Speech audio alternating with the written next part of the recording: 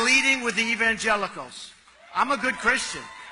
And I'm leading with the evangelicals. And I want to tell you something. Christianity, and I put it in the same vein and sometimes in the same sentences, Christianity is being chipped away at in this country. In this country. It's being chipped away at. And I'm not going to let it happen. You know, I was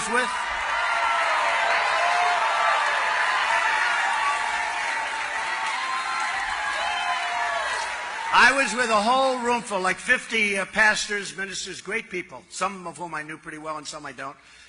And I said to them, let me ask you a question. How many Christians, evangelicals, but just Christians, do we have in this country? And they were saying maybe 250 million, maybe 260 million. I said, so that's more than we have women. It's more than we have men. It's by far the biggest group. Then why aren't you banding together and getting the kinds of things you want?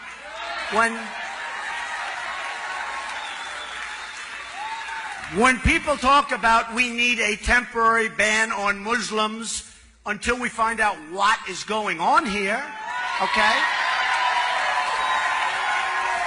There is total outrage. When people talk about Christians and Christianity, there's no outrage. There's no outrage. I said, let me ask you, and these are great believers, these are great people, these are strong people, smart people. I said, why is it, and I think I really found something that's very important for all of us, why is it that you people don't have a stronger lobby?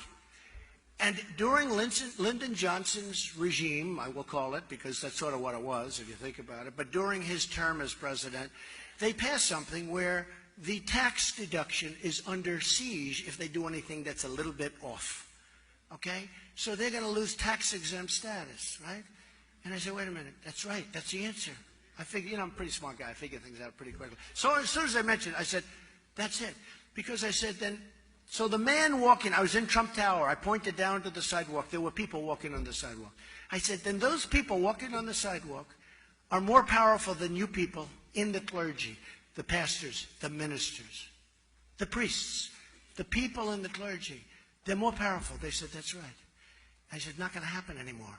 We're going to get rid of that thing. I want Christianity to have a strong flavor. Why did we ever pass something like that? And it's so important. I mean, really, they've shut Christianity down. And these are great people, but they're afraid to do. For instance, some people came up to me, Mr. Trump, I love you. You're the best. You're going to be the greatest leader. You're going to be. I want to endorse you. I'm endorsing you. But I'm not allowed to do it publicly because if I do it publicly, I may lose for the church the tax-exempt status. So they're really being silenced, and we can't let that happen. We can't let that happen. I don't care about the endorsement.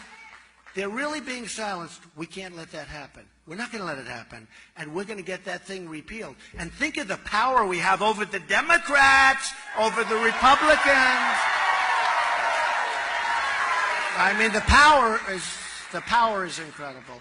So we're going to get that taken care of, and we're going to be back. And I'll tell you what, come Christmas time, we're going to all be in these department stores that don't have Merry Christmas, and we're going to see Merry Christmas right in those stores, right?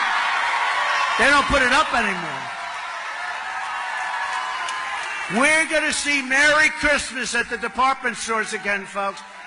You goes into these stores, you don't even see Merry Christmas anymore. You say, why? Why? The store owners and the big companies especially, like Macy's, which is extremely a very disloyal company. But these big companies, they don't want to use it because it's not politically correct. It's going to be not politically correct not to put it up. You watch. You watch. You watch. So we're going to be saying Merry Christmas again. So I told you they're chipping away at Christianity and they're chipping away at the Second Amendment every year. Chip, chip,